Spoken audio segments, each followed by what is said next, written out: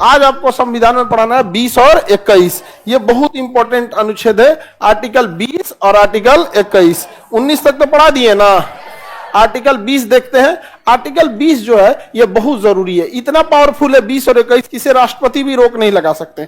जैसे इमरजेंसी के टाइम पर जैसे हमारे मूल अधिकार को रोक दिया जाता है, अभिव्यक्ति की आजादी, घूमने फिरने की आजादी रोक दी जाती है, लेकिन 20 और 21 इतना पावरफुल है जिसे कभी नहीं रोका जा सकता। पूरे संविधान में सबसे पावरफुल आर्टिकल है आर्टिकल 20 और 21। ये चाहे राष्ट्रपति हो, चाहे संसद हो, चाहे इमरजेंसी हो, कभी इसे रोका नहीं जा सकता। तो आखिर इस अनुच्छेद 20 में है क्या? कोई ना कोई खतरनाक चीज हो जाएगा आर्टिकल 20 में।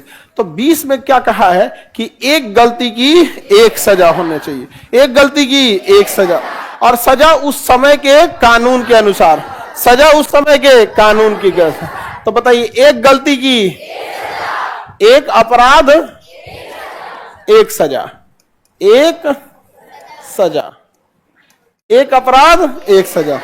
अब इसमें क्या चीज है भैया? इसका मतलब कि कई बार ऐसा होता है कि आप कोई ऐसा अपराध कर दिए, सोशल मीडिया का जमाना है, बड़ी तेजी से कोई चीजें फैल जाती हैं, तो आपके विरुद्ध एगो केस हो गया बंगाल में, एगो केस हो गया आगरा में, एगो हो गया जम्मू कश्मीर में, लाइने से 20 गो केस हो गया, आदमिया एक के है, तो क्या होगा? 20 जगह घुमाते फिराते रहिएगा, तो उसको क्लब कर दिया जाएगा या मर्ज कर दिया जाएगा। अपराध एक ही है, चाहे 10 जगह हुआ हो, सजा एक ही होगा।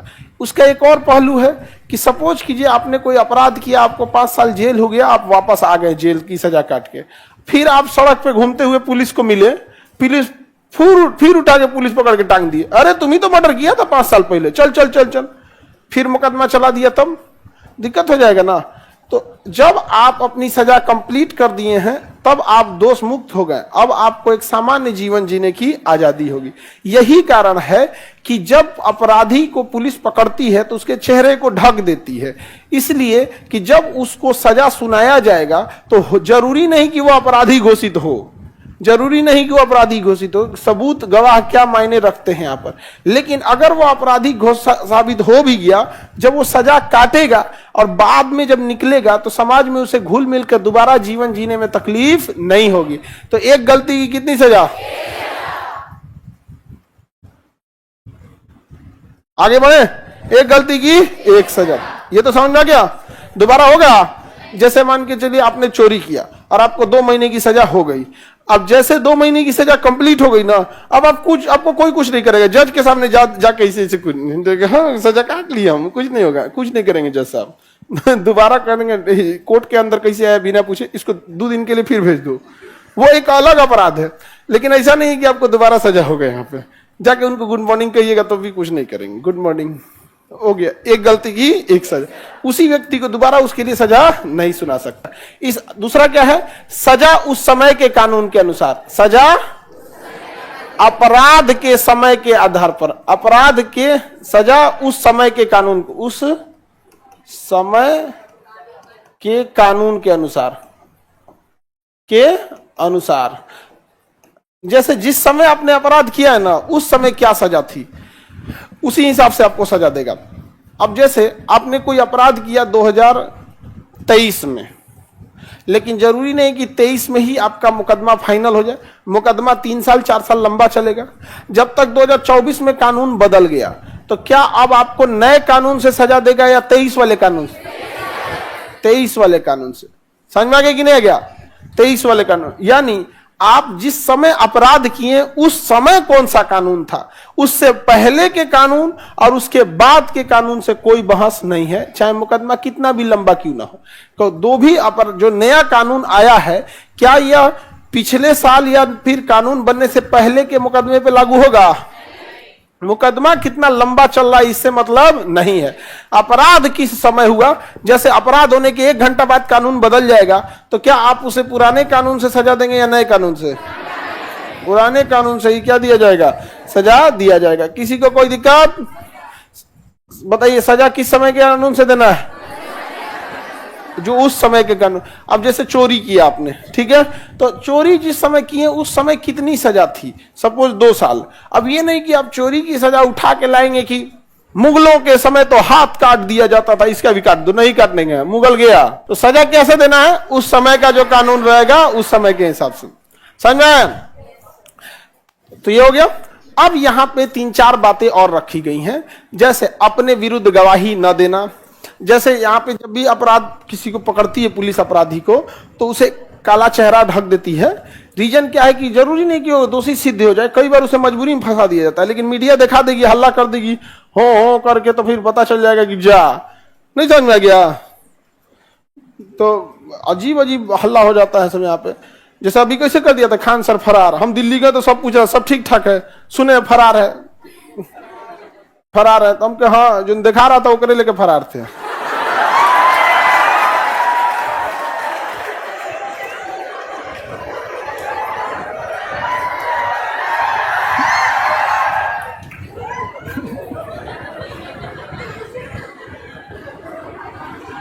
आगे बढ़े, बिना मतलब नहीं देखते हैं, फरार तरह कुछ भी लिख देता है यहाँ पे, हल्ला हो जाएगा तो बेचारा का जीवन मुश्किल हो जाएगा यहाँ पे। इसी में एक और चीज बोलता है कि अगर किसी व्यक्ति को सजा दे भी दिए ना, तो दोष सिद्ध होने के बाद भी उसका संरक्षण करना है। जैसे अगर आपने उसे 2 महीने की सजा दे दी, वो इसी के अंदर आपको एज्यूम करना है सजा उसमें, कि जैसे आपने किसी व्यक्ति को सजा दे दिया, 2 महीने की सजा हो गई, अब 2 महीना तक उसको मानव जैसा व्यवहार करना है जेल में। ये नहीं कि अब उसको सजा हो गई तो खनवे मत दो, गरियाओ उसको, मारो पीटो, ऐसा कुछ नहीं कर सकते। इसीलिए जेल जो होता है वो पुलिस के अंडर में नहीं होता है, कोर्ट के अंदर में होता है। जेलर तो देख रेख करने के लिए वहां पे, अंडर में किसके होता है, कोर्ट के। किसको अंदर ले जाना है ये कोर्ट लिख के देगा, और कौन बाहर ले गया आएगा वो भी कोर्ट में लिख के देगा यहाँ पे। और देख रेख के लिए कौन होता है, जेलर। क्या जेलर छुट्टी दे देंगे किसी को, जाओ पर 3 दिन बाद हो? हाँ, जेल के अंदर नहीं पीटा जाता है, जेल के अंदर ऐठिएगा तो पिटवा देगा दूसरे कैदिया से भी, डायरेक्ट नहीं पीटेगा, पिटवा देगा दूसरे कैदी से यहाँ पे। तो उसके अंदर भी उसे संरक्षण देना है, दोष सिद्ध होने के बाद भी क्या देना है, संरक्षण, कि अपनी सजा वो नॉर्मल पूरी करके जाए, अपनी सजा क्या करे, अपनी पूरी करके चला जाए। समझ में आ गया कि नहीं आ गया यहाँ पे, किसी को दिक्कत? अब उसके बाद क्या करता है,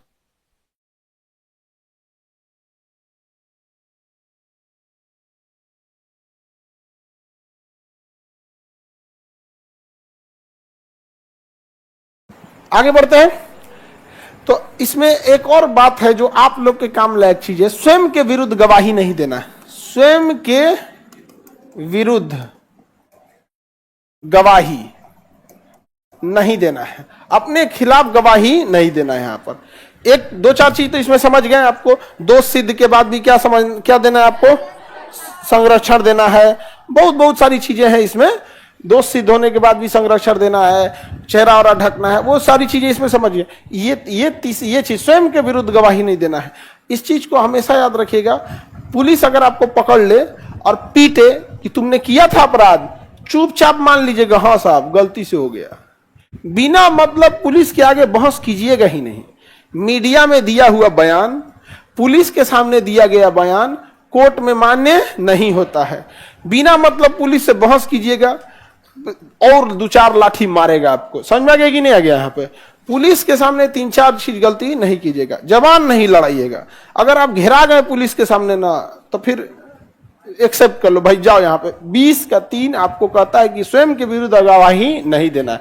पुलिस ने तो मार पीट के, फिल्मों में दिखाता ना, मार पीट के साइन ले लिया ही लिया ना, कोर्ट में कहेगा कि सर मार पीट के साइन लिया है, यहाँ पर चल जाएंगे, वो सस्पेंड हो जाएंगे। यहाँ पर अपने खिलाफ गवाही नहीं दे सकते हैं, मान्य ही नहीं होगा पुलिस के सामने दिए गई गवाही। इसलिए जब पुलिस के सामने गवाही दिया जाता है कोर्ट में, तो देखिएगा आप और जज रहेंगे, पुलिस बाहर कर देगा, चलिए बाहर जाइए, यहां से जाइए। कोर्ट के अंदर कोर्ट रूम की अपनी पुलिस होती है, वो जो पकड़ के लाया वो आपके बगलिया में नहीं खड़ा रहेगा, कोर्ट रूम की अपनी पुलिस रहेगी वहां पर। तो वो अपना व्यवस्था देखते हैं लोग। आप समझ में आ गया कि नहीं गया? जबकि फिल्मों में अलग ही दिखा देता है। स्वयं के विरुद्ध गवाही देना है। अच्छा, कभी रैली उली में जाइए, या अभी देखें ना भारत बंद आह्वान किए थे लोगों ने, या इस समय, तो कई लोगों को लगता है कि पुलिस लाठीचार्ज करती है तो उसको लगता है पुलिस मोहा जाएगी, उसको मोह लग जाएगा, 2 लाठी मार। अरे भाई, तुम 10 लाठी पाए या 2 लाठी, जितना पाए उतना कम समझ के भागो। क्योंकि रैली उली में जो पकड़ा गया, पुलिस का एक रूल है कि 100 लोगों में अगर 1000 की भीड़ है तो 1000 को तो पीट नहीं सकते हो। 1 को मिल गया ना, उसको इतना मार मारो, इतना मार मारो कि सबका हिम्मत टूट जाए। तो आपको लगेगा ना कि अरे 4 लाठी मार ये लिया ना, छोड़ देगा, नहीं, अगर आप खड़ा रहेंगे ना तो 400 लाठी मारेगा। इसलिए लंगड़ाइयो रहे तो भाग जी भाग रे भाई भाग। अब कई को लगता है ना सिधुआ बकलोल, ये सब कोई एक्सपीरियंस नाम का चीज नहीं है। अगर लाठी चार्ज हुआ, अगर तुमको मान के चलो 5 लाठी मार दिया, तुम लेट गए ना, तो एक और आएगा वो 5 लाठी मारेगा, दूसरा का आएगा वो मतलब उस 5 लाठी 500 लाठी कब बनेगा कोई ठीक नहीं। तो भाग जाओ, वहां पे लंगड़ाइयो रहो तो भाग जाओ। और अगर पकड़ा गए रिमांड रूम में तो जो बोल रहा है मान लो, साहब गलती हो गया, हम क्या करें। अब आगे बढ़ते हैं। स्वयं के विरुद्ध गवाही दे सकते हैं? नहीं। आगे बढ़े तो आइए 20 पे कभी रोक लगाया जा सकता है? अच्छा, कितना जरूरी है यहां पर, अगर सपोज कीजिए कि ये पावर दे दिया जाता कि राष्ट्रपति इसमें रोक लगा सकते हैं, और जहां आपका एक दिन के लिए भी आर्टिकल 20 गया, एक दिन के लिए, तो सपोज कीजिए कि हमको इसको जेल डालना है, इसको बबनिया को, समझ में आ गया कि नहीं आ गया? तो एक दिन के लिए भी आर्टिकल 20 गया ना, तो उसमें आ जाएगा कि स्वयं के विरुद्ध गवाही दे सकते हैं। पकड़ के पुलिस 20 डंडा मारेगी, एक्सेप्ट कर लेगी कि हम ही हत्या किए थे, गई कहानी खत्म। एक दिन के लिए भी हटा अगर कि आप स्वयं के विरुद्ध गवाही दे सकते हैं, इतना मार मारेगी पुलिस, इतना मार मारेगी आपको कि आप गवाही दे दीजिएगा। अब पुलिस जब मारती है ना तो अगले दिन दर्द करता है। जैसे पुलिस पीटेगी ना तो बस 5 मिनट दर्द करेगा। अगर रिमांड रूम में गए या जहां गए 5 मिनट दर्द कर, 5 मिनट बाद उस जगह ये शून्य हो जाता है, इतना मार मारेगा शून्य हो जाएगा। अगले दिन उस जगह जानते हैं कैसा हो जाएगा? उबला हुआ आलू कैसे हो जाता है, ढकेलने में डर लगता है फूट मच जाए, तो मांसवा वैसे हो जाएगा, छूले में डर लगेगा, अरे दादा हो दादा, हाथवा नहीं उठेगा, अरे बाप हो बाप। समझ में आ गया कि नहीं आ गया? यहाँ पे आप लोग को ये सब चीजों को पता नहीं है, आप लोग मत जानिए ये सब। समझ में आ गया कि नहीं आ गया? हाँ, वो रिमांड रूम में पीट, अभी आगे देखेंगे रिमांड वगैरह को। आर्टिकल 22 में स्वयं के विरुद्ध गवाही दे सकते हैं, सजा उस समय के कानून के अनुसार। समझ में आ गया कि नहीं आ गया? यहाँ पे एनी प्रॉब्लम? अब देखते हैं 21, आर्टिकल 21, यह बहुत जरूरी है। इसमें भी 3 प्रकार की आजादी है। कितने प्रकार की? 3 प्रकार। इसमें है प्राण किया जाए, प्राण एवं दैहिक स्वतंत्रता, प्राण एवं दैहिक स्वतंत्रता, दैहिक स्वतंत्रता। अब इसमें 2 चीजें हैं, देखो, प्राण विज्ञा और दैहिक स्वतंत्रता। पहले इसको समझते हैं, इसको तो समझते हैं लाइफ, आपसे कोई आपकी लाइफ नहीं छीन सकता है। प्राण की स्वतंत्रता कोई लाइफ नहीं छीन सकता, यानी कोई व्यक्ति आपका मर्डर नहीं कर सकता। अगर कोई व्यक्ति जैसे मोटर गाड़ी चला रहा है तो उसको कहा गया है कि तुम्हारे बाबूजी की सड़क नहीं है, अच्छा से चलाओ कि सड़क पे दूसरे लोग हैं, उनका भी प्राण न लेके तुम चल जाओ। मान के चलो आप गए, नींद लग गया था, हम उसको कचार दिए, नींद लग गया तो तुम गाड़ी में बैठा क्यों? अब आपके ऊपर भी लापरवाही से गाड़ी चलाना, लापरवाही से हत्या करने का आरोप लगेगा आपको, क्योंकि आपने किसी दूसरे की प्राण ले लिया। तो दूसरे का प्राण नहीं ले सकते हैं। अगर कोई फैक्ट्री वाला है, उसके फैक्ट्री से ज्यादा धुआं निकल रहा है तो प्रदूषण होगा, और दूसरे की किस पे दिक्कत आ जाएगा? प्राण पे। मतलब उसको 50-100 साल जीने के लिए तो 50 साल में मर जाए, प्रदूषण ज्यादा हो रहा है यहाँ पर, तो उस पे भी प्रदूषण रोक लगाएगा। आपकी गाड़ी अगर ज्यादा धुआं दे रही है तो उससे भी प्रदूषण होगा। कहा गया दूसरे के प्राण तुम नाश देगा, यहाँ पे अपना ठीक करो। दूसरे की प्राण नहीं ले सकते हैं, किसमें? 21 में। और इसी में है पर्सनल लिबर्टी, दैहिक स्वतंत्रता। पर्सनल लिबर्टी या दैहिक स्वतंत्रता। पर्सनल लिबर्टी का मतलब है उसे इज्जत से जीने दिया जाए। क्या किया जाए? इज्जत से दिया। अब किसी को आप शराब पिएगा दिन भर तो उसकी पर्सनल लिबर्टी खत्म हो जाएगी कि नहीं हो जाएगी? यहाँ पे तो उसकी पर्सनल लिबर्टी आप उसे नहीं छीन सकते। किसी को दिक्कत? किसी की पर्सनल लिबर्टी आप उसे नहीं छीन सकते। पर्सनल लिबर्टी का मतलब आप समझ रहे हैं? उसे जीवन एक अच्छे से जीने की आजादी है। अब जैसे किसी से जबरदस्ती ब्याह करा दीजिएगा किसी का, तो उसकी प्राण तो नहीं जाएगा। जैसे मान के चलो लड़की लोग, आप ही लोग के घर वाला कोनो बूढ़ से ब्याह करा दे, समझ में आ गया कि नहीं आ गया? और लड़का लोग तुम्हारा ही ब्याह कोनो झगड़ा से करा दे, कुछ कुछ है सब बाबू, लग जाएगा जीवन में ना, तो जीवन माथा पीटोगे तुम। हाँ, जज फांसी दे सकते हैं। जज क्या कर सकते हैं? फांसी दे सकते, क्योंकि उनके पास फांसी देने का अधिकार है, हम लोग नहीं दे सकते। इसीलिए आपको याद होगा एक हत्याकांड हुई थी, एक बहुत बड़ा जघन्य अपराध हुआ था, 2019 की बात है। प्रियंका रेड्डी हैदराबाद में वो ट्रक के क्लीनर थे सब, एक महिला का रेप करके उसको जला के बॉडी खत्म कर दिया सब। पुलिस उनको पकड़ी और ये बहुत जघन्य मामला हो गया, पूरी इंडिया लेवल पे हाईलाइट हो गया। तो पुलिस पकड़ी और कही कि इसे हम क्राइम सीन पे ले जाना चाहते हैं ताकि हम सबूतों को इकट्ठा कर सके। अगले दिन खबर में आ रहा है कि अपराधी भाग रहे थे, इसलिए पुलिस ने गोली चला दिया, पुलिस मार दिया।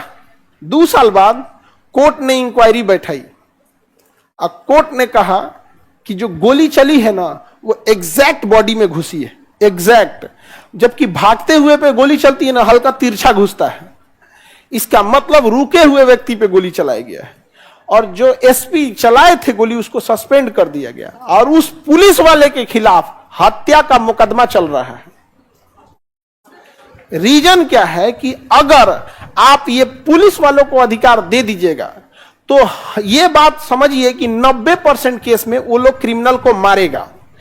10% ऐसा भी मामला आएगा जब किसी निर्दोष को मार देगा, क्योंकि जब आप उतावले होते हैं, जब आप गुस्से में होते हैं तो जरूरी नहीं कि हमेशा आपसे न्याय हो, क्योंकि मामला तुरंत का होता है।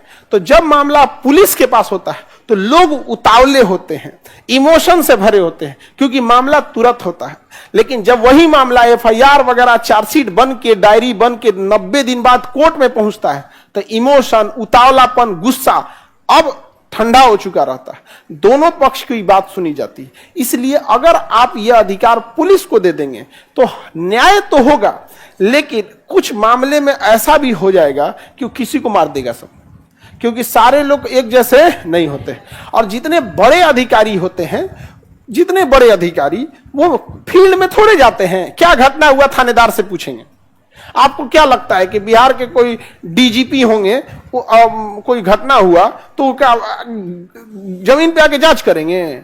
वो अपने नीचे एडीजी को बोलेंगे, वो आईजी को बोलेंगे, आईजी डीआईजी को बोलेंगे, डीआईजी एसपी को बोलेंगे, एसपी डीएसपी को बोलेंगे, डीएसपी दरोगा को बोलेंगे और वो जांच करके बता हाँ सर यही व्यक्ति अपराधी है, वो रिपोर्ट लगा के भेज दिया, वो मान लिए। राजा को आंख नहीं होता है, उसको कुछ नहीं दिखता है, उसका कान होता है, कान कौन चीज सुना रहा है, पता चला उसी में कोनो कह दिया हाँ सर मार दीजिए इसको, मार देगा इसको गोली। समझ में आ रहा है कि नहीं आ रहा है यहाँ पे? तो कोर्ट ही आपकी प्राण ले सकती है, दूसरा कोई व्यक्ति आपका प्राण नहीं ले सकता। पर्सनल लिबर्टी में आपका कोई जबरदस्ती ब्याह नहीं करा सकता है। ये क्या है? पर्सनल लिबर्टी, दैहिक स्वतंत्रता। कौन बुढ़ा से ब्याह हो जाएगा तो आप लोग रह जाइएगा जी अजबे टाइप के लोग, बाप ओ बाप, ऐसे दिमाग खराब होगा यहाँ पे। हो जाता है पहले, अब तो अब घट गया ये सब चीज यहाँ पे। अभी भी ना गांव में या फिर बूढ़े माँ बाप को ये लगता है ना कि लड़कियां को पैसा वाला लड़का चाहिए, खाए पिए, अरे नोट खाएगी। अमीर भी 3 टाइम खाता है, मिडिल क्लास वाला भी 3 टाइम खाता है। उसकी पर्सनल लिबर्टी भी कोई चीज होती है कि नहीं होती यहाँ पे? लेकिन अमूमन देखिएगा लड़की लोग में बहुत 50% लड़कियों की शादी ठीक ठाक होती है, 50% एडजस्ट कर लेती है सब कि चलो अब ये बूढ़े नसीब में था तो क्या करना है। आई बूढ़ा बड़ी नौटंकी करता है सब, हाँ बहुत खचरा होता है सब बूढ़ा, सब सोचेगा सब पैर दबाए, नहीं समझ आ गया, गला भी दबा दो, नहीं पूछ रहा है कि स्वामी पैर दर्द कर रहा है दबा दे, हे स्वामी गर्दन भी दर्द कर रहा है, हाँ, स्वामी।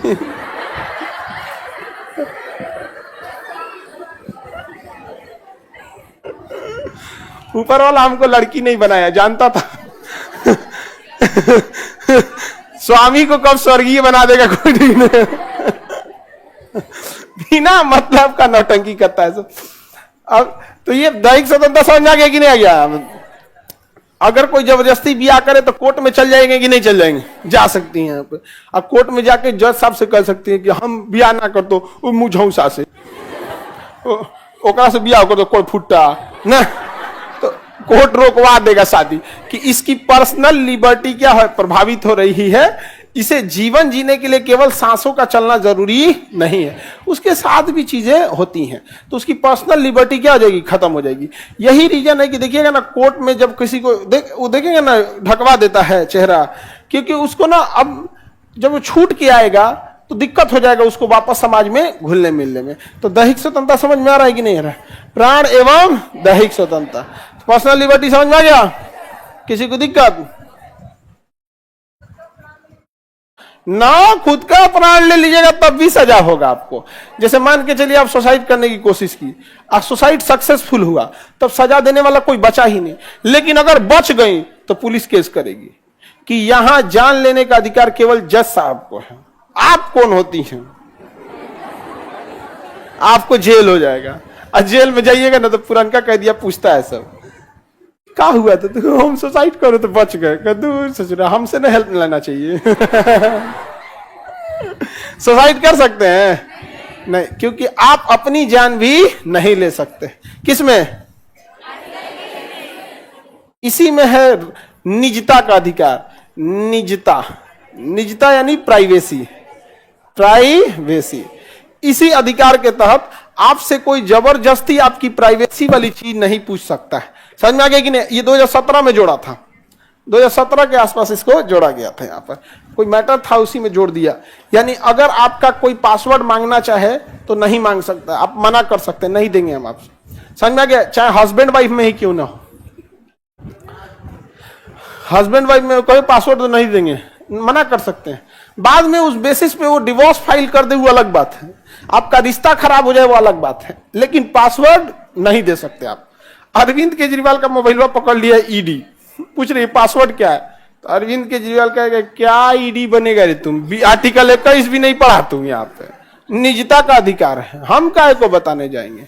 और आईफोन है, उसका पासवर्ड भी नहीं खुलता है। हमरा तो वो लॉक मार दिए तो 6 महीना बाद उका, तो 6 महीने बाद 4 बार 5 बार ट्राई मारे तो एक बार कह रहा 5 मिनट बाद अब ट्राई मार सकते हो। फिर हम दोबारा सोचे ये तो नहीं है, तो कह रहा कि अब 1 घंटा बाद, तो उसके बाद कहे तो 1 महीना कर दिया, और 3-4 बार के तो 6 महीना लॉक कर दिया। जा 6 महीना इंतजार किए थे हम,